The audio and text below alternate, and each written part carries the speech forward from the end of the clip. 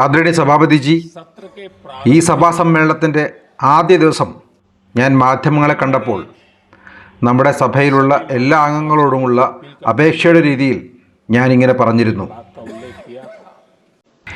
ഈ സമ്മേളന കാലമെന്നത് ഭാരതത്തിൻ്റെ വിജയാഘോഷത്തിൻ്റെ സമ്മേളനമാണെന്ന് ഞാൻ പറഞ്ഞിരുന്നു. ഈ സമ്മേളനകാലവും ഈ സമ്മേളനവും ഓർമ്മിക്കപ്പെടേണ്ടത് ഭാരതത്തിൻ്റെ അഭിമാനം ഉയർത്തിപ്പിടിച്ചതിൻ്റെ പേരിലായിരിക്കണം എന്ന് ഞാൻ പറഞ്ഞിരുന്നു. ഞാൻ എന്തുകൊണ്ടാണ് വിജയാഘോഷത്തിൻ്റെ സമ്മേളനം എന്ന് പറഞ്ഞത് എന്നത് വിശദീകരിച്ചാൽ, ആ വിജയാഘോഷം എന്ന് പറയുന്നത് തീവ്രവാദികളുടെ ഹെഡ് ക്വാർട്ടേഴ്സ് ഭൂമിക്കടിയിലേക്ക് കുഴിച്ചു മൂടിയതിൻ്റെ ആഘോഷമാണ്. ഞാൻ ഈ വിജയാഘോഷം എന്ന് പറഞ്ഞത് സിന്ദൂരത്തിൻ്റെ സുഗന്ധം ഈ ലോകം മുഴുവൻ എത്തിച്ചതിനെ കുറിച്ച് പറയാനാണ്. ഈ വിജയാഘോഷം എന്ന് പറയുന്നത് നമ്മുടെ സൈന്യത്തിൻ്റെ ശൗര്യവും വിജയവും ആഘോഷിക്കുന്നതിന് വേണ്ടിയിട്ടാണ്. ഞാൻ ഈ വിജയാഘോഷം എന്ന് പറഞ്ഞത് ഭാരതത്തിലെ 140 കോടി ജനങ്ങളുടെ ഐക്യത്തിൻ്റെ, അവരുടെ ഇച്ഛാശക്തിയുടെ, ഒന്നിച്ച് നിന്ന് നേടിയെടുത്ത വിജയത്തിൻ്റെ ആഹ്ലാദത്തെക്കുറിച്ചാണ്. അതുകൊണ്ട് തന്നെ ഞാൻ ആ വിജയീ ഭാവത്തിൽ തന്നെ ഈ സഭയിൽ നിന്നുകൊണ്ട് ഭാരതത്തിൻ്റെ പക്ഷം പറയാനാണ് ആഗ്രഹിക്കുന്നത്. ഒപ്പം ആരാണോ ഭാരതത്തിൻ്റെ പക്ഷത്തില്ല എന്ന് തോന്നുന്നത് അവർക്ക് മുമ്പിൽ ഞാനൊരു കണ്ണാടി പോലെ ബോധ്യപ്പെടുത്താനുമാണ് ഇവിടെ നിൽക്കുന്നത്. അതിന് അധ്യക്ഷ് ജി, ആദ്യം തന്നെ ഈ ഓപ്പറേഷൻ സിന്ദൂർ വിഷയത്തിൽ അചഞ്ചലമായ വിശ്വാസത്തോടു കൂടി എന്നോടൊപ്പം നിന്ന ഭാരതത്തിലെ 140 കോടി ജനതയ്ക്കും ഞാൻ നന്ദി പറയുന്നു. എൻ്റെ പിന്നിൽ വിശ്വാസത്തോടെ നിന്ന അവരെ ഞാൻ അഭിനന്ദിക്കുകയും ചെയ്യുന്നു. ആദരണീയ സഭാപതിജി, പഹൽഗാമിൽ ഏപ്രിൽ 22 അങ്ങേയറ്റം നിന്ദ്യവും അപലപനീയവുമായ ഒരു തീവ്രവാദ ആക്രമണമായിരുന്നു. തീവ്രവാദികൾ നിർദോഷികളായ വിനോദസഞ്ചാരികളോട്, സാധാരണക്കാരോട് മതം ചോദിച്ച് ഉറപ്പുവരുത്തി നടത്തിയ കൊലപാതകം എന്ന് പറയുന്നത് ക്രൂരതയുടെ അങ്ങേയറ്റമാണ്. ഭാരതത്തിൽ മതത്തിൻ്റെ പേരിൽ ചേരിതിരിഞ്ഞുള്ള കലാപം കൂടിയായിരുന്നു അവരുടെ ലക്ഷ്യം. ഞാൻ 140 കോടി ഭാരതീയരോട് ഒരിക്കൽ കൂടി നന്ദി പറയുകയാണ്. കാരണം തീവ്രവാദികളുടെ ആ ലക്ഷ്യം ഐക്യത്തോടെ നിന്നുകൊണ്ട് നമ്മൾ തകർത്ത് കളഞ്ഞു. ഏപ്രിൽ 22 ഈ ആക്രമണത്തിന് ശേഷം ഞാൻ ലോകത്തിലെ ചിലർക്ക് കൂടി മനസ്സിലാകുന്നതിന് വേണ്ടി ഇംഗ്ലീഷിൽ കൂടി ഒരു പ്രതിജ്ഞ എടുത്തിരുന്നു.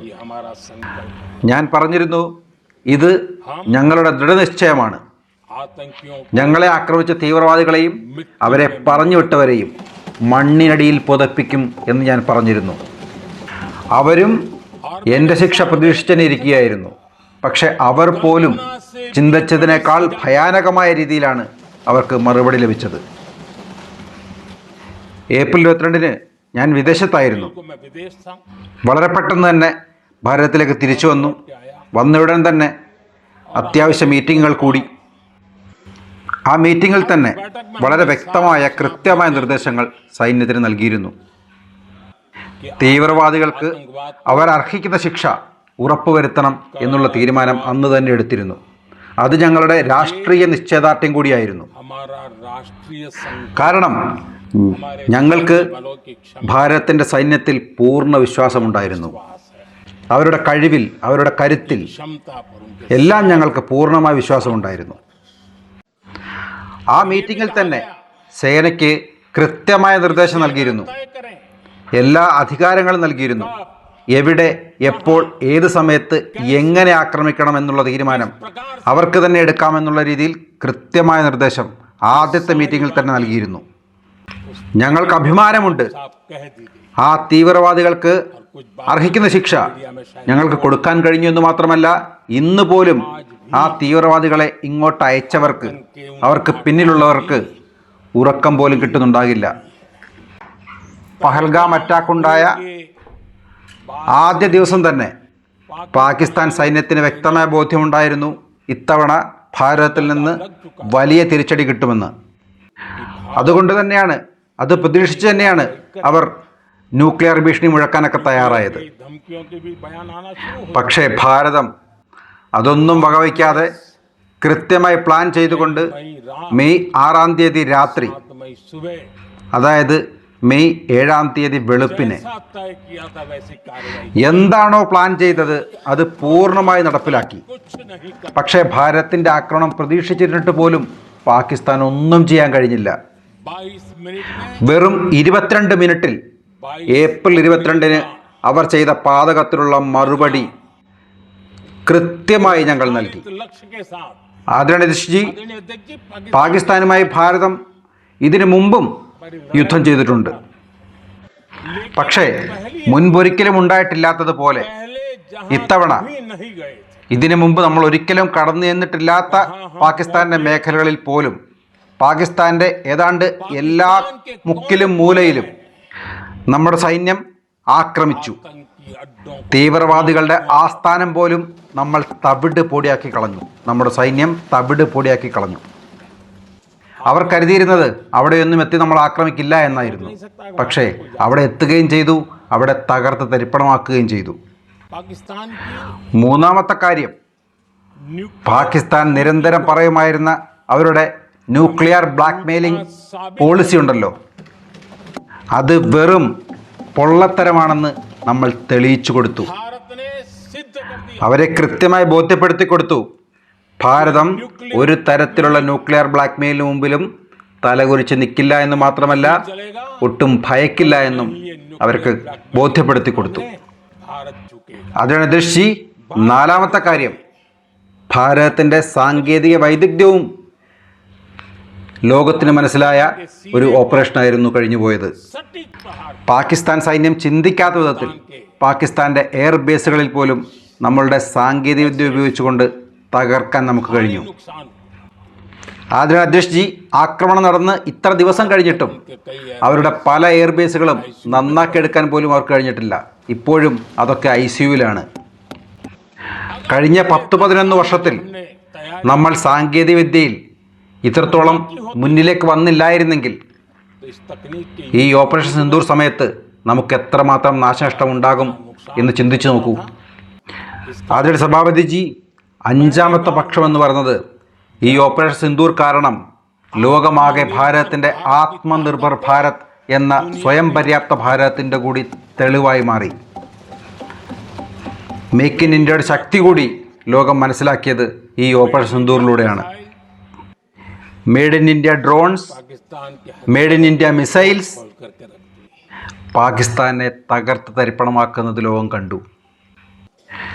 ആദരണീയ സഭാപതിജി, ഞാൻ ചീഫ് ഓഫ് ഡിഫൻസ് സ്റ്റാഫിനെ പ്രഖ്യാപിക്കുന്ന സമയത്ത് രാജീവ് ഗാന്ധിയുടെ കാലത്ത് ഡിഫൻസിൻ്റെ കാര്യം നോക്കിയിരുന്ന ഒരു സഹമന്ത്രി എന്നെ വന്ന് കണ്ടിരുന്നു. അദ്ദേഹം CDSനെ പ്രഖ്യാപിച്ചതിൽ വളരെ സന്തുഷ്ടനായി എന്നോട് നന്ദി പറഞ്ഞിരുന്നു. ഈ ഓപ്പറേഷൻ സിന്ദൂർ സമയത്തും പാകിസ്ഥാൻ പ്രതീക്ഷിക്കാത്ത വിധത്തിൽ ഭാരതത്തിൻ്റെ കരസേനയും വ്യോമസേനയും നാവികസേനയും ഒത്തൊരുമയോടുകൂടി ഏകോപനത്തോടുകൂടി ആക്രമിക്കാൻ കഴിഞ്ഞത് CDS എന്നൊരു സംവിധാനം നമുക്കുണ്ടായിരുന്നത് കൊണ്ടാണ്. ഇത് പാകിസ്ഥാൻ ഒരു പുതിയ അനുഭവമായിരുന്നു. ആദരണീയ സഭാപതിജി, നമ്മുടെ രാജ്യത്ത് മുൻപും തീവ്രവാദ ആക്രമണം ഉണ്ടായിട്ടുണ്ട്. പക്ഷേ അവർക്ക് ആരെയും ഭയമുണ്ടായിരുന്നില്ല. ഒരു ആക്രമണം കഴിഞ്ഞാൽ അവർ അടുത്ത ആക്രമണത്തെക്കുറിച്ച് പദ്ധതി തയ്യാറാക്കി മുന്നോട്ട് പോയിക്കൊണ്ടേയിരുന്നു. കാരണം അവരെ ആരും ഒന്നും ചെയ്യില്ല എന്ന് അവർക്ക് ഉറപ്പുണ്ടായിരുന്നു. പക്ഷേ ഇപ്പോൾ അങ്ങനെയല്ല. ആ സ്ഥിതിയിൽ വലിയ മാറ്റം വന്നിട്ടുണ്ട്. ഇപ്പോൾ ഏതെങ്കിലും ഭീകരാക്രമണം നടത്താൻ കഴിഞ്ഞാൽ തന്നെ അതിൻ്റെ പിന്നിലുള്ള മാസ്റ്റർ മൈൻഡിന് ഉറക്കം നഷ്ടപ്പെടുകയാണ്. കാരണം അവർക്കറിയാം ഭാരതം അവൻ്റെ പിന്നാലെ വന്ന് അവനെ മണ്ണിൽ പുതപ്പിക്കുമെന്ന്. ഇത് ഭാരതം ഒരു ന്യൂ നോർമലാക്കി തന്നെ സെറ്റ് ചെയ്തിട്ടുണ്ട്. ഇതാണ് ഇനി ഭാരതം. ആദരണീയ സഭാപതിജി, ലോകമെന്ന് കണ്ടു കഴിഞ്ഞു ഭാരതത്തിൻ്റെ സൈനിക ശേഷി എത്രത്തോളം വലുതായിട്ടുണ്ടെന്ന്, എത്ര വിശാലമായിട്ടുണ്ടെന്ന്. ഓപ്പറേഷൻ സിന്ദൂർ മുതൽ സിന്ധു നദി വരെ പാകിസ്ഥാനെ എല്ലാ അർത്ഥത്തിലും തകർത്തെടുക്കാൻ ഭാരതത്തിന് ഇന്ന് കഴിഞ്ഞിട്ടുണ്ട്. ഇന്ന് പാകിസ്ഥാന് വ്യക്തമായ ബോധ്യമുണ്ട്, ഇനിയും ഭാരതത്തിനെതിരെ ഏതെങ്കിലും തരത്തിലുള്ള തീവ്രവാദ ആക്രമണത്തിന് മുതിർന്നാൽ भारी कीमत ഏത് രീതിയിലുള്ള തിരിച്ചടിയാണ് കിട്ടാൻ പോകുന്നത് എന്ന് नहीं जा सकता। പാകിസ്ഥാന് വ്യക്തമായ ബോധ്യം ഇന്നുണ്ട്. ആദരണീയ സഭാപതിജി, आदरणीय अध्यक्ष जी, ഞാൻ ഇവിടെ ഒരിക്കൽ കൂടി ആവർത്തിച്ച് പറയാൻ ആഗ്രഹിക്കുന്നു, होता है ഇനിയും ഭാരതത്തെ ആക്രമിക്കണമെന്ന് ആർക്കെങ്കിലും തോന്നിയാൽ, ഏതെങ്കിലും തരത്തിൽ ഭാരതത്തിനെതിരെ ആക്രമണം ഉണ്ടായാൽ അവർക്ക് അർഹിക്കുന്ന രീതിയിലുള്ള മറുപടി ഭാരതത്തിൻ്റെതായ ഭാഷയിൽ ഭാരതത്തിൻ്റെ മാത്രം ശക്തി ഉപയോഗിച്ചുകൊണ്ട് തിരിച്ചു കൊടുത്തിരിക്കും. ഈ ഓപ്പറേഷൻ സിന്ദൂർ പാകിസ്ഥാനും ലോകത്തിനും ഒരു കാര്യം കൂടി ബോധ്യപ്പെടുത്തി കൊടുത്തിട്ടുണ്ട്. തീവ്രവാദികളെ പിന്തുണയ്ക്കുന്ന സർക്കാരിനെയും ഭാരതം ഇനി രണ്ടായി കാണില്ല, ഒരേപോലെ തന്നെ കണ്ട് ശിക്ഷിക്കും. ഇവിടെ ഈ സഭയിൽ ഭാരതത്തിൻ്റെ വിദേശകാര്യത്തെക്കുറിച്ചും പല ചർച്ചകൾ നടന്നതായി ഞാൻ കണ്ടു. മറ്റ് പല രാജ്യങ്ങളുടെ ഇടപെടലുകളെക്കുറിച്ചും ഇവിടെ ചർച്ചയാകുന്നത് ഞാൻ കണ്ടു. ഒരു കാര്യം വളരെ വ്യക്തമായി തന്നെ ഈ രാജ്യത്തോട് പറയാൻ ഞാൻ ആഗ്രഹിക്കുന്നു, ലോകത്തിലെ ഒരു രാജ്യവും ഭാരതത്തെ ഓപ്പറേഷൻ സിന്ദൂറിൽ നിന്ന് തടഞ്ഞിട്ടില്ല. ഭാരതത്തിലെ ജനങ്ങൾ മനസ്സിലാക്കണം, ഓപ്പറേഷൻ സിന്ദൂറിന് ഭാരതം തയ്യാറെടുക്കുമ്പോൾ ലോകത്താകെയുള്ള 193 രാജ്യങ്ങളിൽ വെറും 3 രാജ്യങ്ങൾ മാത്രമാണ് പാകിസ്ഥാൻ അനുകൂലമായി എന്തെങ്കിലും രീതിയിൽ സംസാരിച്ചത്. ബാക്കി 190 രാജ്യങ്ങളും ഭാരതത്തിനൊപ്പം ശക്തമായി നിലകൊണ്ടു. യൂറോപ്യൻ യൂണിയൻ ആണെങ്കിലും ബ്രിക്സ് യൂണിയൻ ആണെങ്കിലും ഏത് രാജ്യവും നിങ്ങൾ എടുത്തു നോക്കിക്കോളൂ, അവരെല്ലാവരും ഭാരതത്തിന് അനുകൂലമായിട്ടാണ് സംസാരിച്ചത്.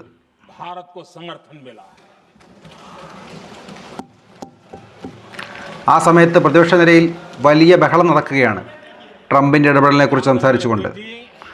അപ്പോൾ അദ്ദേഹം പറയുന്നത് ഇങ്ങനെയാണ്, ആദരണീയ അധ്യക്ഷ് ജി, ലോകത്താകെയുള്ള എല്ലാ രാജ്യങ്ങളുടെയും പിന്തുണ ഭാരതത്തിന് ലഭിച്ചു.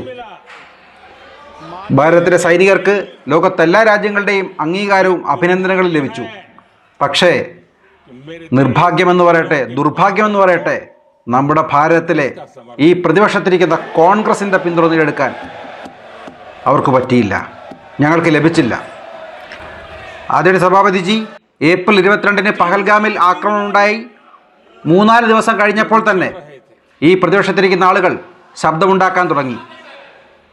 അവർ പറയാൻ തുടങ്ങി, എവിടെ പോയി പ്രധാനമന്ത്രിയുടെ 56 ഇഞ്ച്? മോദി എവിടെ പോയി ഒളിച്ചു? മോദി പരാജയപ്പെട്ടിരിക്കുന്നു. എന്തൊരു പരിഹാസമായിരുന്നു കോൺഗ്രസിന്റെ ഭാഗത്തുണ്ടായത്. അവർ ഈ അവസരം ആഘോഷിക്കുകയായിരുന്നു. എനിക്കിവിടെ ഇത് പറയാതിരിക്കാനാവില്ല. പഹൽഗാമിൽ ജീവനറ്റു വീണ ആ മനുഷ്യരുണ്ടല്ലോ, ആ മരണത്തിൽ പോലും കോൺഗ്രസ് രാഷ്ട്രീയം കാണാനാണ് ശ്രമിച്ചത്. അവരുടെ രാഷ്ട്രീയ ലാഭത്തിന് വേണ്ടി അവർ എന്നെ ലക്ഷ്യം വെച്ച് സംസാരിച്ചു കൊണ്ടേയിരുന്നു, പരിഹസിച്ചു കൊണ്ടേയിരുന്നു. പക്ഷേ ഇവർ എന്നെ ലക്ഷ്യം വെച്ച് പരിഹസിക്കുമ്പോൾ ഇവർ അറിയുന്നില്ല അത് ചെന്ന് കൊള്ളുന്നത് ഭാരതത്തിലെ സൈന്യത്തിൻ്റെ മനോബലത്തിലാണ് എന്ന്. ആ സമയത്ത് ബഹളമുണ്ടാക്കുന്ന പ്രതിപക്ഷ നേതാവ് രാഹുൽ ഗാന്ധിയെ സ്പീക്കർ ശാസിക്കുന്നുണ്ട്. ഈ പ്രതിപക്ഷത്തിരിക്കുന്ന കോൺഗ്രസ്സുകാർക്ക് ഭാരതത്തിൻ്റെ കഴിവിലോ ഭാരതത്തിൻ്റെ സൈനികരുടെ കഴിവിലോ വിശ്വാസമുണ്ടായിരുന്നില്ല, വിശ്വസിക്കാൻ അവർ ആഗ്രഹിച്ചിരുന്നില്ല. അതുകൊണ്ടാണ് അവർ നിരന്തരം ഓപ്പറേഷൻ സിന്ദൂറിനെ കുറിച്ചും എന്നെക്കുറിച്ചും ഭാരതത്തെക്കുറിച്ചും ഇക്കഴുത്ത് സംസാരിച്ചു കൊണ്ടേയിരുന്നത്, ഇപ്പോഴും സംസാരിക്കുന്നത്. എനിക്ക് കോൺഗ്രസ് നേതാക്കളോട് പറയാനുള്ളത്, ഈ രീതിയിലുള്ള നിങ്ങളുടെ സംസാരം ഒരുപക്ഷെ നിങ്ങൾക്ക് ലോകത്തിലാകെയുള്ള മാധ്യമങ്ങളിൽ ഹെഡ്ലൈനാക്കാൻ കഴിയുമായിരിക്കാം. പക്ഷേ ഭാരതത്തിലെ ദേശസ്നേഹികളുടെ മനസ്സിൽ, ഹൃദയത്തിൽ ഇടം പിടിക്കാൻ നിങ്ങൾക്ക് കഴിയില്ല.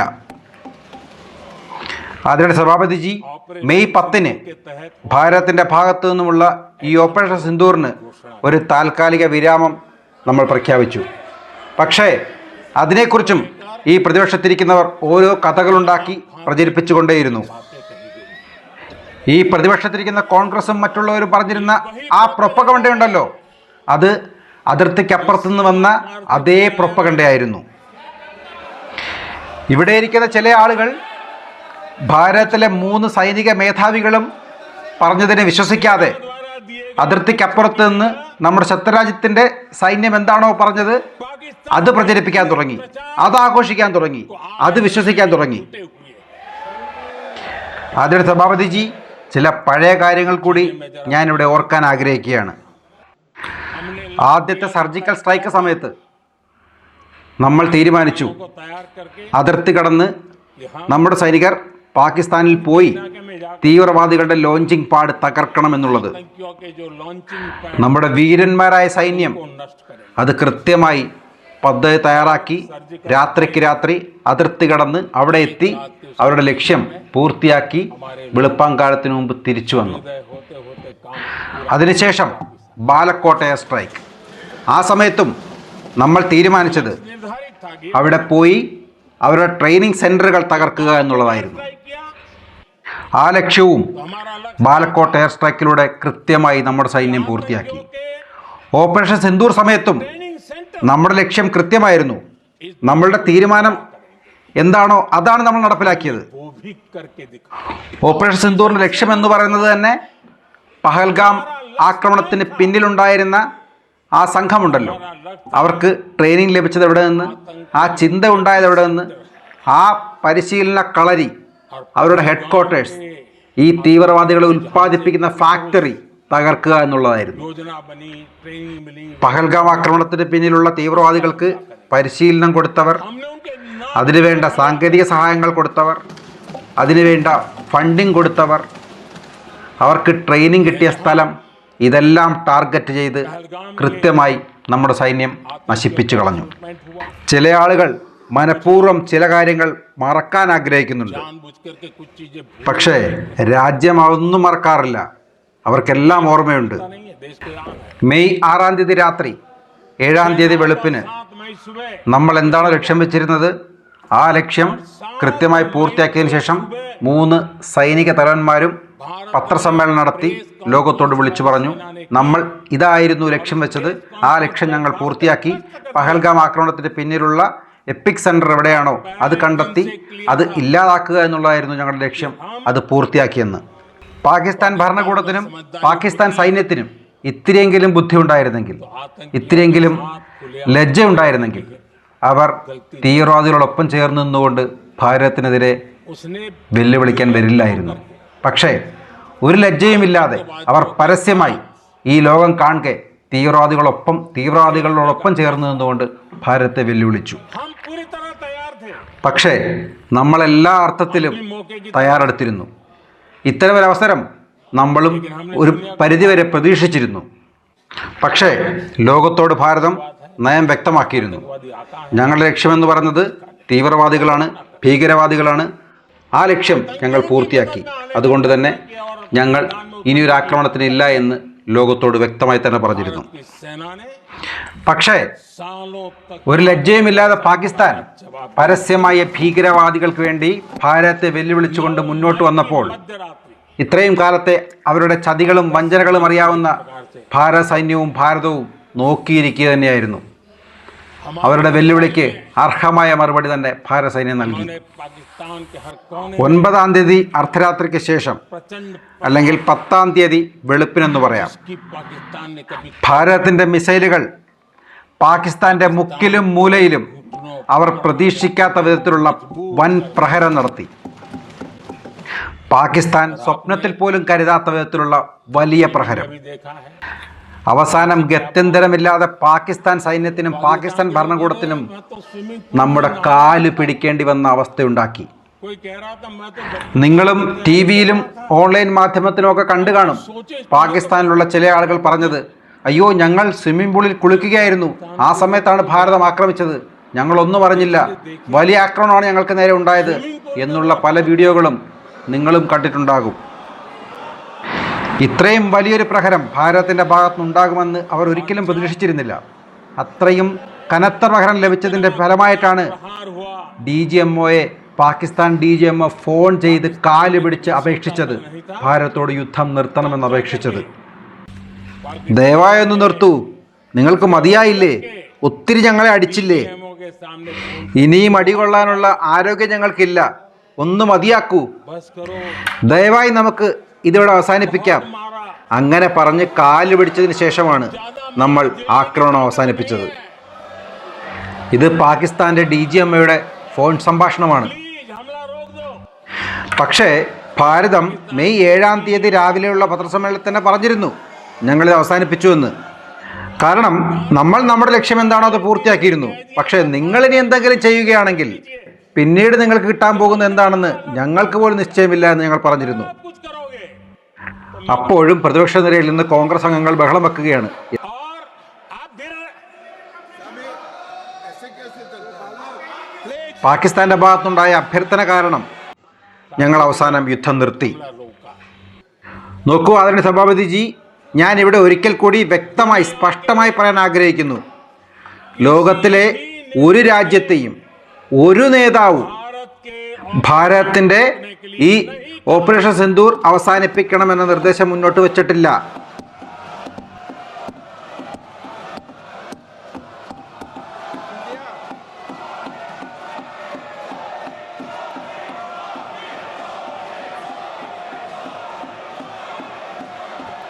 നോക്കൂ, ഒരു കാര്യം കൂടി പറയാം. रात को മെയ് 9-ാം തീയതി രാത്രി അമേരിക്കയുടെ വൈസ് പ്രസിഡന്റ് എന്നോട് സംസാരിക്കാൻ ശ്രമിച്ചു. അദ്ദേഹം മണിക്കൂറുകളോളം എന്നോട് സംസാരിക്കുന്നതിന് വേണ്ടി പരിശ്രമിച്ചു. പക്ഷേ അതേസമയം ഞാൻ നമ്മുടെ സൈനിക തലവന്മാരുമായി നിരന്തരം മീറ്റിങ്ങുകളിലായിരുന്നു. അതുകൊണ്ട് തന്നെ അദ്ദേഹം വിളിച്ചപ്പോഴൊന്നും എനിക്ക് കോൾ അറ്റൻഡ് ചെയ്യാൻ കഴിഞ്ഞില്ല. बाद में മീറ്റിംഗ് കഴിഞ്ഞതിന് ശേഷം ഞാൻ അദ്ദേഹത്തെ അങ്ങോട്ട് വിളിച്ചു. मैंने कहा कि आपका फोन था। ഞാൻ ചോദിച്ചു, ഏതാണ്ട് 4-5 തവണ താങ്കളുടെ ഫോൺ എനിക്ക് വരുന്നത് കണ്ടു, എന്താണ് കാര്യമെന്ന് ചോദിച്ചു. उपराष्ट्रपति जी അമേരിക്കയുടെ വൈസ് പ്രസിഡന്റ് ഫോണിലൂടെ എന്നോട് പറഞ്ഞു, की पाकिस्तान പാകിസ്ഥാൻ വളരെ വലിയ എന്തോ പ്ലാൻ ചെയ്യുന്നുണ്ട്, ഇന്ത്യയെ ആക്രമിക്കുമെന്നുള്ള മുന്നറിയിപ്പ് നൽകാനാണ് അദ്ദേഹം എന്നെ വിളിച്ചത്. പക്ഷേ അപ്പോൾ തന്നെ എൻ്റെ മറുപടി ഇങ്ങനെയായിരുന്നു, जिनको ആർക്കാണോ മനസ്സിലാക്കാൻ ശേഷിയില്ലാത്തത് അവർക്കൊന്നും മനസ്സിലാകില്ല. ഞാൻ പറഞ്ഞത് ഇങ്ങനെയാണ്, പാകിസ്ഥാൻ്റെ ഉദ്ദേശം അതാണെങ്കിൽ अगर അതിന് തീർച്ചയായും വലിയ വില കൊടുക്കേണ്ടി വരും. इरादा है പാകിസ്ഥാൻ ഞങ്ങളെ വെല്ലുവിളിച്ച് യുദ്ധത്തിന് വരികയാണെങ്കിൽ തീർച്ചയായും അവർക്ക് താങ്ങാൻ പറ്റാത്ത വിധമുള്ള മറുപടി ഞങ്ങൾ കൊടുത്തിരിക്കും. അത് ഞാൻ അപ്പോഴേ പറഞ്ഞിരുന്നു. आगे मेरा एक वाक्य था, ഞാൻ അതിനോടൊപ്പം ഒരു വാചകം കൂടെ കൂട്ടിച്ചേർത്തിരുന്നു, गोली का വെടിയുണ്ടകൾക്ക് മറുപടി ബോംബുകളായിരിക്കുമെന്ന്. ഇത് 9-ാം തീയതി അർദ്ധരാത്രിയുടെ സംഭവമാണ്. അന്ന് രാത്രി തന്നെ, में അതായത് 10-ാം തീയതി രാവിലെ പാകിസ്ഥാൻ്റെ സൈന്യത്തിന് മനസ്സിലാകുന്ന ഭാഷയിലുള്ള മറുപടി നമ്മൾ കൊടുത്തു കഴിഞ്ഞിരുന്നു. शक्ति को तहस ഇന്ന് പാകിസ്ഥാന് വളരെ വ്യക്തമായ ബോധ്യമുണ്ട്, ഭാരതം പഴയ ഭാരതമല്ല എന്ന്. यही हमारा ഭാരതത്തിൽ നിന്ന് കിട്ടുന്ന ഓരോ അടിക്കും दान भी भली അതിൻ്റേതായ പ്രഹരശേഷിയുണ്ടെന്ന് അവർക്ക് മനസ്സിലായിട്ടുണ്ട്. कि भारत का हर जवाब പാകിസ്ഥാൻ ഇപ്പോൾ ഇതും വ്യക്തമായി അറിയാം, ഇനിയും ഏതെങ്കിലും തരത്തിൽ അവരുടെ ഭാഗത്തുനിന്ന് ഏതെങ്കിലും രീതിയിലുള്ള ഒരു भविष्य में വെല്ലുവിളി ഉണ്ടായാൽ ഭാരതം भारत ഏതറ്റം വരെയും പോയി മറുപടി നൽകുമെന്ന ഉത്തമ ബോധ്യം ഇന്ന് പാകിസ്ഥാനുണ്ട്.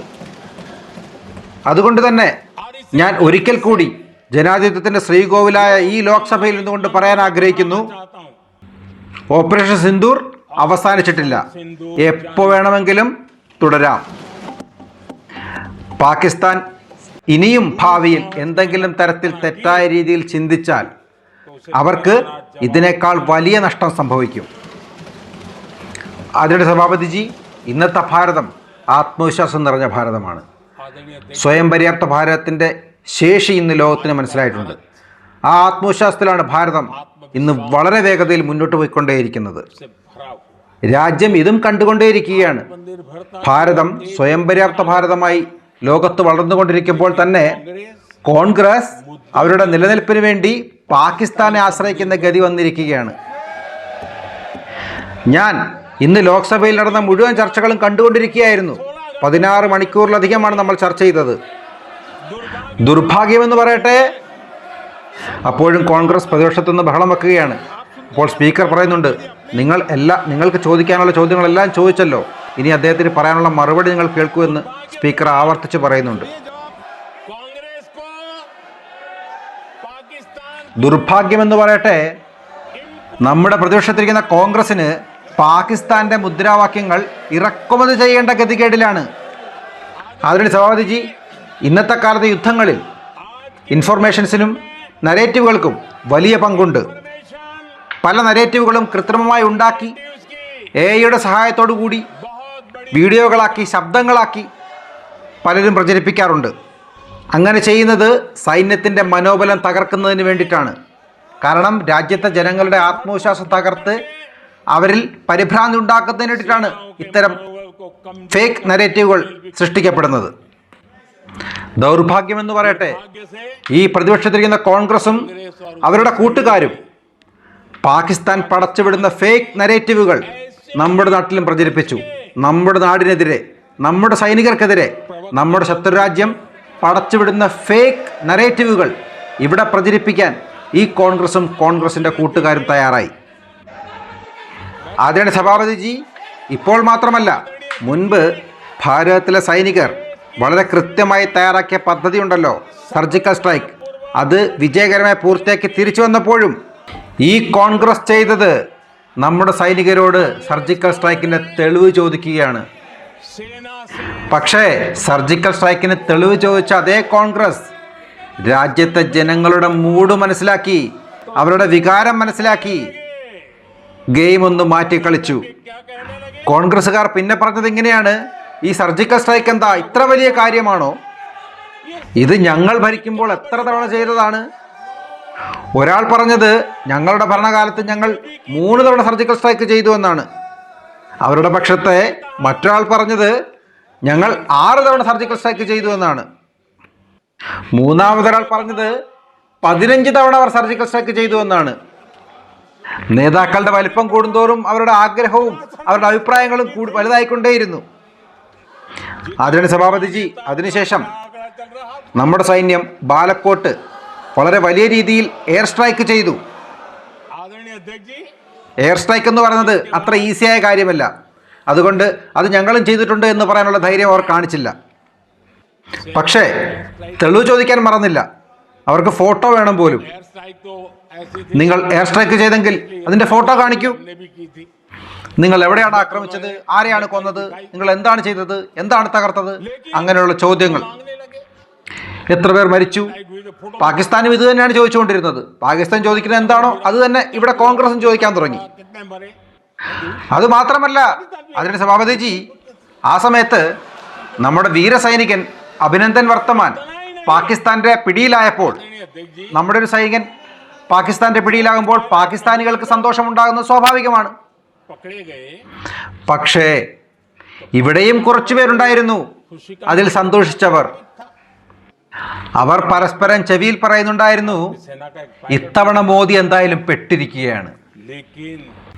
പാകിസ്ഥാൻ പിടിച്ചുകൊണ്ടുപോയ അഭിനന്ദൻ വർത്തമാനെ തിരിച്ചു കൊണ്ടുവരുന്നതെന്ന് കാണണമല്ലോ. ഇങ്ങനെയാണ് അവർ ചിന്തിച്ചത്. ഇപ്പോൾ നമുക്കറിയാമല്ലോ മോദി എന്താണ് ചെയ്യാൻ പോകുന്നതെന്ന്. ഇങ്ങനെയുള്ള സംശയങ്ങളും പരിഹാസങ്ങളും കോൺഗ്രസിന്റെ ഭാഗത്തുനിന്നുണ്ടായി. കേവലം ഒരു പരിക്കുകൾ പോലുമില്ലാതെ നമ്മുടെ സൈനികൻ അഭിനന്ദൻ വർത്തമാൻ മണിക്കൂറുകൾക്കകം ഇവിടെ തിരിച്ചു വന്നു.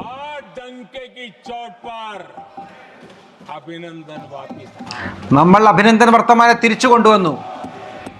ഇവരുടെ എല്ലാ പരിഹാസങ്ങളും വെറുതെയായിപ്പോയി. അവർ പിന്നെ പറയാൻ തുടങ്ങി, ഓ, ഈ മനുഷ്യൻ ഭാഗ്യമുള്ളവനാണ്, നല്ലൊരു അവസരമാണല്ലോ നമ്മുടെ കയ്യിൽ നിന്ന് വഴുതിപ്പോയത് എന്നിവർ പറഞ്ഞു നടന്നു. ആദരണീയ സഭാപതിജി, പഹൽഗാമിലെ ഭീകരാക്രമണത്തിന് ശേഷവും നമ്മുടെ ഒരു BSF ജവാൻ പാകിസ്ഥാൻ സൈനികരുടെ പിടിയിലായി. അപ്പോഴും ഇവർ സന്തോഷിച്ചു.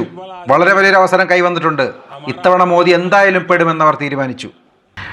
ഇത്തവണ എന്തായാലും മോദി പരാജയപ്പെടുമെന്ന് ഉറപ്പിച്ച് അവരും അവരുടെ ഇക്കോസിസ്റ്റവും അവരുടെ ആളുകളും ചേർന്ന് സോഷ്യൽ മീഡിയയിൽ വലിയ വലിയ കഥകളുണ്ടാക്കി. പാകിസ്ഥാന്റെ സൈനികരുടെ പിടിയിലായ BSF ജവാന്റെ അവസ്ഥ എന്തായിരിക്കും, അദ്ദേഹത്തിൻ്റെ കുടുംബത്തിൻ്റെ അവസ്ഥ എന്തായിരിക്കും, ഇവിടെ ഒരു പ്രധാനമന്ത്രിയുണ്ടോ, സൈനികർക്ക് യാതൊരു സുരക്ഷയുമില്ല എന്നൊക്കെ അവർ പറഞ്ഞ് നിലവിളിക്കാൻ തുടങ്ങി. ആ സൈനികൻ എങ്ങനെ തിരിച്ചു വരാനാണ്, ഒരിക്കലും വരാൻ പോകുന്നില്ല എന്നൊക്കെ ഇവർ കഥകളുണ്ടാക്കി. ആദരണീയ സഭാപതിജി, ഇവരുടെ എല്ലാ സ്വപ്നങ്ങളും വെറുതെ ആക്കിക്കൊണ്ട് ആ BSF ജവാനെയും യാതൊരു പരിക്കുകളുമില്ലാതെ നമ്മൾ തിരികെ കൊണ്ടുവന്നു. ഭീകരവാദികൾക്ക് കരച്ചിൽ വരുന്നത് സ്വാഭാവികമാണ്. ഭീകരവാദികളെ സൃഷ്ടിക്കുന്നവർക്കും കരച്ചിൽ വരുന്നത് സ്വാഭാവികമാണ്. പക്ഷേ ഭീകരവാദികൾ കരയുന്നത് കണ്ട് നമ്മുടെ രാജ്യത്തെ ചിലരും കരയുന്നത് എന്തൊരു കഷ്ടമാണ്. बीएसएफ का वो जवान भी आन बान शान के साथ वापस आए। അതിന് സഭാപതിജി, ഞാൻ പറഞ്ഞു വന്നത് സർജിക്കൽ സ്ട്രൈക്ക് കഴിഞ്ഞപ്പോഴും അവർ അവരുടേതായ ചില കഥകൾ ഉണ്ടാക്കാൻ ശ്രമിച്ചു, പരാജയപ്പെട്ടു. ബാലക്കോട്ട് എയർ സ്ട്രൈക്ക് കഴിഞ്ഞപ്പോഴും അവരുടേതായ ചില നെഗറ്റീവുകൾ കൊണ്ടുവരാൻ ശ്രമിച്ചു, പരാജയപ്പെട്ടു. ജനങ്ങൾ അവരെ പരാജയപ്പെടുത്തി. ഓപ്പറേഷൻ സിന്ദൂർ വിജയിച്ചതിന് ശേഷവും അവർ മറ്റു പല കഥകളുമായി വന്നു. ഇത്തവണ അവരുടെ കളി ഒന്ന് മാറ്റിപ്പിടിച്ചു. ഇത്തവണ അവർ ചോദിച്ചത് നിങ്ങൾ എന്തുകൊണ്ട് യുദ്ധം നിർത്തിയെന്നാണ്. മുൻകാലങ്ങളിൽ നമ്മൾ എയർ സ്ട്രൈക്കും സർജിക്കൽ സ്ട്രൈക്കും ചെയ്തപ്പോൾ അത് ചെയ്തു എന്ന് വിശ്വസിക്കാത്തവർ, ചെയ്തെന്ന് സമ്മതിച്ചു തരാത്തവർ ഇത്തവണ നമ്മൾ ചെയ്ത യുദ്ധം എന്തിന് നിർത്തിയെന്നായി ചോദ്യം. അതിനിടെ സഭാപതിജി, ഈ പ്രതിപക്ഷത്തിരിക്കുന്നവർക്ക് എന്നെ കുറ്റം പറയാൻ എന്തെങ്കിലും കിട്ടിയാൽ മതി, അതിനുവേണ്ടി അവർ നോക്കിയിരിക്കുകയാണ്. നോക്കൂ, അതുകൊണ്ട് തന്നെ കേവലം ഞാൻ മാത്രമല്ല, ഈ രാജ്യം മുഴുവൻ, ഈ രാജ്യത്തെ ജനങ്ങൾ മുഴുവൻ നിങ്ങളെ നോക്കി ചിരിക്കുകയാണ്. നിങ്ങൾ എന്താണ് ചെയ്യുന്നതെന്ന് അവർ ചോദിച്ചുകൊണ്ടേയിരിക്കുകയാണ്. അതിനിടെ സഭാപതിജി, കോൺഗ്രസിൻ്റെ ചിന്താഗതി ഉണ്ടല്ലോ, സൈനികരെ കുറ്റം പറയൽ, അല്ലെങ്കിൽ സൈനികരെക്കുറിച്ചും ദേശസ്നേഹത്തെക്കുറിച്ചും പറയുമ്പോൾ അവർ പുറപ്പെടുവിക്കുന്ന ഒരു നെഗറ്റിവിറ്റി ഉണ്ടല്ലോ, ഇത് കോൺഗ്രസിൻ്റെ ജന്മകാലം മുതലേ ഉള്ളതാണ്, അവരുടെ സ്വഭാവമാണ്. നോക്കൂ, ഭാരതം 2 ദിവസത്തിന് മുമ്പാണ് കാർഗിൽ വിജയ് ദിവസ് ആഘോഷിച്ചത്. പക്ഷേ എനിക്കിവിടെ പറയുന്നതിൽ ദുഃഖമുണ്ട്, പക്ഷേ ഇത് സത്യമാണ്. അവരുടെ കാലഘട്ടത്തിൽ ഒരിക്കലും ഇപ്പോഴും അവർ കാർഗിൽ വിജയ് ദിവസം ആഘോഷിക്കുന്നില്ല. കാർഗിൽ വിജയം ഭാരതത്തിനുണ്ടായെന്ന് അവർ വിശ്വസിക്കുന്നില്ല, അവരതിൽ സന്തോഷിക്കുന്നില്ല. എന്തുകൊണ്ടാണ് ഇങ്ങനെ? ചരിത്രം സാക്ഷിയാണ് അധ്യക്ഷ് ജി. ഇവർക്ക് കാർഗിൽ വിജയ് ദിവസം ആഘോഷിക്കാൻ ഇഷ്ടമില്ല, അവരതിൽ അഭിമാനിക്കുന്നില്ല. കാരണം അത് അവരുടെ കാലത്തുണ്ടായ വിജയമല്ല. നോക്കൂ അധ്യക്ഷ് ജി, ഡോക്ലാം അതിർത്തിയിൽ ഭാരതത്തിൻ്റെ സൈന്യം അവരുടെ ശൗര്യം പ്രകടിപ്പിക്കുമ്പോൾ അതേസമയം തന്നെ കോൺഗ്രസിൻ്റെ നേതാവ് ഒളിച്ചും പാത്തും ഇവിടെ ആർക്കാണ് ബ്രീഫിംഗ് ചെയ്തുകൊണ്ടിരുന്നതെന്ന് എല്ലാവർക്കും അറിയാവുന്ന കാര്യമാണ്. ചൈനീസ് അംബാസഡറുമായി രാഹുൽ ഗാന്ധിയുടെ ചർച്ചയെക്കുറിച്ചാണ് അദ്ദേഹം സൂചിപ്പിച്ചത്. അതിനിടെ സഭാപതിജി, താങ്കൾക്ക് തന്നെ പരിശോധിക്കാവുന്നതാണ്. പാകിസ്ഥാൻ പുറത്തുവിട്ടിരിക്കുന്ന വെല്ലുവിളികൾ, അവരുടെ നരേറ്റീവുകൾ, ഇവിടെ പ്രതിപക്ഷം സർക്കാരിനെതിരെ ഉണ്ടാക്കിയ നരേറ്റീവുകൾ, രണ്ടും കുത്തും കോമയ്ക്ക് പോലും മാറ്റമില്ലാത്ത തരത്തിൽ ഒരുപോലെയാണ്. ഇത് രണ്ടും സൃഷ്ടിക്കപ്പെട്ടത് ഒരേ ഇടത്തു നിന്ന് തന്നെയാണ്. അവർ സൃഷ്ടിക്കുന്നു, ഇവർ പ്രചരിപ്പിക്കുന്നു. ഇവർ ഇവിടെ എഴുതുന്നു, അവിടെ പാകിസ്ഥാൻ പ്രചരിപ്പിക്കുന്നു. എന്തൊരു കഷ്ടമാണ്, എന്തൊരു ദുർവിധിയാണിത്.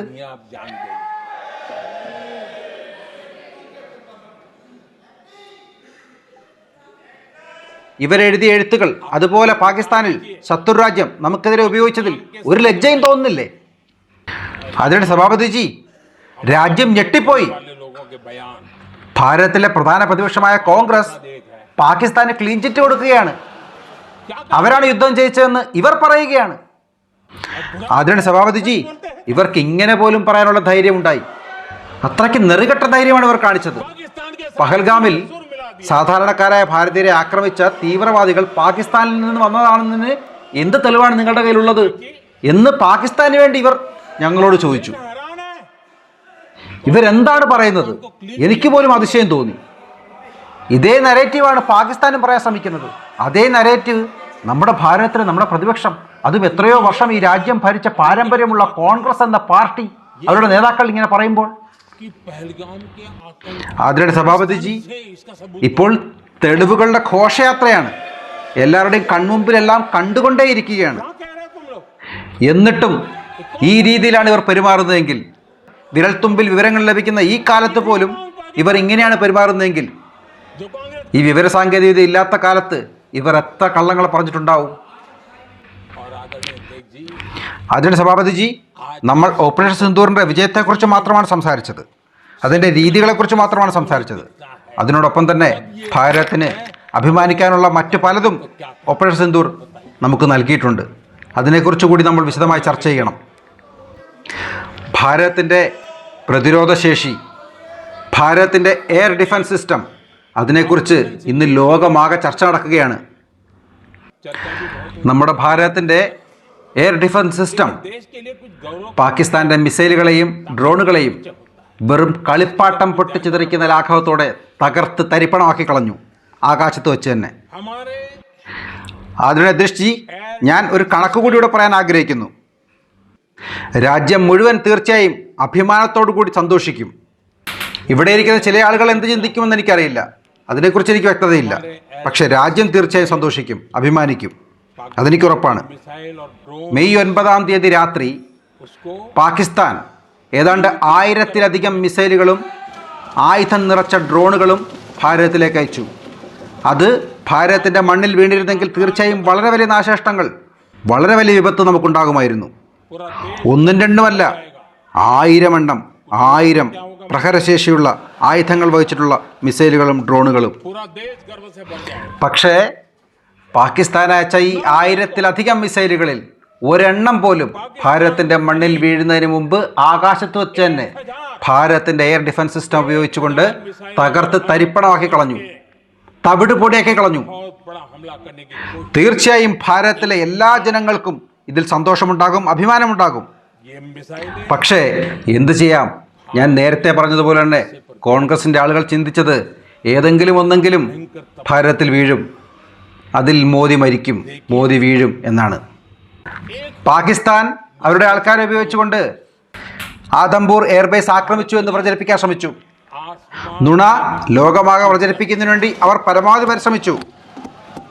ഞാൻ എന്ത് ചെയ്തു, പിറ്റേ ദിവസം രാവിലെ തന്നെ അതേ ആദംപൂരിലെത്തി അവിടെ നിന്നുകൊണ്ട് ലോകത്തോട് സംസാരിച്ചു. हर देशवासी को इससे गर्व हो रहा है. ഞാൻ തന്നെ, ഭാരതത്തിൻ്റെ പ്രധാനമന്ത്രി തന്നെ നേരിട്ട് ആദംപൂർ എയർബേസിൽ പോയി അവരുടെ നുണപ്രചരണം പൊളിച്ചടുക്കി കയ്യിൽ കൊടുത്തു. कुछ तो गड़बड़ होगी यार. मोदी അപ്പോഴാണ് അവർക്ക് വ്യക്തമായി ബോധ്യപ്പെട്ടത് कहीं तो फंसेगा. ഇത്തരം നുണപ്രചരണങ്ങൾ കൊണ്ട് ഒരു കാര്യവുമില്ല, അതിനും മറുപടി ലഭിക്കുമെന്ന്. അതിൻ്റെ സഭാപതിജി, ഒരു കാര്യം പ്രത്യേകം ഇവിടെ സൂചിപ്പിക്കാതെ മുന്നോട്ട് പോകാനാകില്ല. पूरा एयरबेस പ്രതിപക്ഷത്തിരിക്കുന്ന വിവിധ പാർട്ടികളിൽ ചെറിയ പാർട്ടിയിൽപ്പെട്ട പല ആളുകളുമുണ്ട്. ആദ്യമായിട്ട് ഈ ലോക്സഭയിലെത്തിയ ജനപ്രതിനിധികളുണ്ട്. അവർക്ക് രാജ്യത്തിൻ്റെ ഭരണചക്രം തിരിച്ചുള്ള പരിചയമില്ല. लगा दी.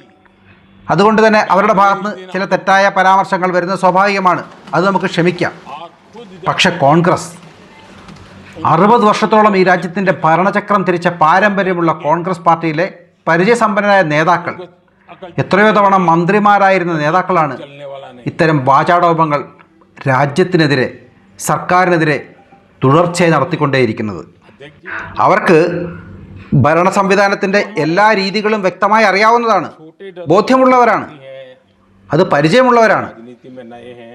ഭാരതത്തിൻ്റെ വിദേശകാര്യമന്ത്രി തന്നെ നേരിട്ട് പരസ്യമായി പറഞ്ഞു, അത് വിശ്വസിക്കില്ല. ഇൻ്റർവ്യൂ കൊടുത്തു, വിശ്വസിക്കില്ല. ഇവരുടെ ചോദ്യങ്ങൾക്ക് മറുപടി പറഞ്ഞു, അത് ഇവർ ഉൾക്കൊള്ളാൻ തയ്യാറല്ല. എന്തൊരു രീതിയാണിത്? उसको शासन രാജ്യത്തിൻ്റെ പ്രതിരോധ മന്ത്രി സംസാരിച്ചു, ആഭ്യന്തരമന്ത്രി സംസാരിച്ചു, അതൊന്നും ഇവർ വിശ്വസിക്കില്ല. ഇവർക്ക് വിശ്വാസം പാകിസ്ഥാൻ്റെ പ്രധാനമന്ത്രി എന്തു പറയുന്നു, व्यवस्था क्या होती है. തീവ്രവാദികൾ എന്തു പറയുന്നു എന്നൊക്കെ ഉള്ളതാണ്. अनुभव है उनके. ഇത്രയും വർഷക്കാലം ഈ ഭാരതം ഭരിച്ച പാരമ്പര്യമുള്ള ഈ കോൺഗ്രസ് പാർട്ടിക്ക്, അവരുടെ നേതാക്കൾക്ക് രാജ്യത്തിൻ്റെ വ്യവസ്ഥിതിയിൽ വിശ്വാസമില്ലെങ്കിൽ പിന്നെ എന്തു പറയാനാണ്? इंटरव्यू दे എനിക്ക് തന്നെ പലപ്പോഴും അമ്പരപ്പ് തോന്നി. എന്തൊരു ദുർഗതിയിലാണ് ഈ കോൺഗ്രസ് എന്ന് ഞാൻ പോലും ചിന്തിച്ചു. पर भरोसा ദുഃഖകരമാണെങ്കിലും അതിന് സഭാപതിജി എനിക്കിവിടെ പറയാതിരിക്കാനാവില്ല. ഇന്ന് കോൺഗ്രസിന് വിശ്വാസമുള്ളത് പാകിസ്ഥാനെയും പാകിസ്ഥാൻ്റെ റിമോട്ട് തിരിക്കുന്ന മറ്റു പലരെയുമാണ്. कि क्या हालत हो गई है इनकी. आदरणीय अध्यक्ष जी, അതിന് സഭാപതിജി, आप कांग्रेस का കോൺഗ്രസിൻ്റെ ഒരു പുതിയ അംഗം, पाकिस्तान പരിചയമൊന്നുമില്ലാത്ത ആദ്യമായിട്ട് സഭയിൽ വന്ന ഒരു പുതിയ അംഗമാണ്. बदलता है. ഞാൻ ഒരിക്കലും അദ്ദേഹത്തെ കുറ്റം പറയാൻ ആഗ്രഹിക്കുന്നില്ല. കാരണം അദ്ദേഹത്തിന് കോൺഗ്രസിൻ്റെ വലിയ വലിയ നേതാക്കൾ എഴുതി കൊടുത്താണ് അദ്ദേഹം നോക്കി വായിച്ചത്. കോൺഗ്രസിൻ്റെ വലിയ പല നേതാക്കൾക്കും അത് തനിയെ വിളിച്ചു പറയാനുള്ള ധൈര്യം പോലുമില്ല. അതുകൊണ്ട് പുതിയൊരു അംഗത്തെ കൊണ്ട് അവർ പറയിപ്പിക്കുകയാണ് नए सदस्य ഓപ്പറേഷൻ സിന്ദൂർ को क्षमा ഒരു തമാശയാണെന്ന്. सदस्य को क्या कहते ഓപ്പറേഷൻ സിന്ദൂർ തമാശയാണെന്ന്. हैं. आका जो उनको लिख करके देते हैं ഇങ്ങനെ പറയാനുള്ള उसे बुलवाते हैं. खुद में ആ ഒരു ചിന്താഗതി കോൺഗ്രസിന് എങ്ങനെ ഉണ്ടായി? ऑपरेशन ഈ ഭീകരവാദികൾ മതം ചോദിച്ച് ഭാരതത്തിലെ സാധാരണക്കാരെ വെടിവെച്ച് കൊന്ന ആ സംഭവത്തിന് सिंधवादियों നമ്മുടെ ഭാരതത്തിൻ്റെ സൈന്യം കൊടുത്ത മറുപടി തമാശയാണ് പോലും. ഓപ്പറേഷൻ സിന്ദൂറിനെ തമാശ എന്ന് വിളിച്ച കോൺഗ്രസിൻ്റെ ഈ രീതിയുണ്ടല്ലോ, അത് ഭീകരവാദികൾ പഹൽഗാമിൽ ചെയ്തതിനേക്കാൾ വലിയ ക്രൂരകൃത്യമാണെന്ന് ഞാൻ പറയും. ഈ സഭയിൽ കോൺഗ്രസിൻ്റെ ഒരു അംഗം പറഞ്ഞതാണിത്.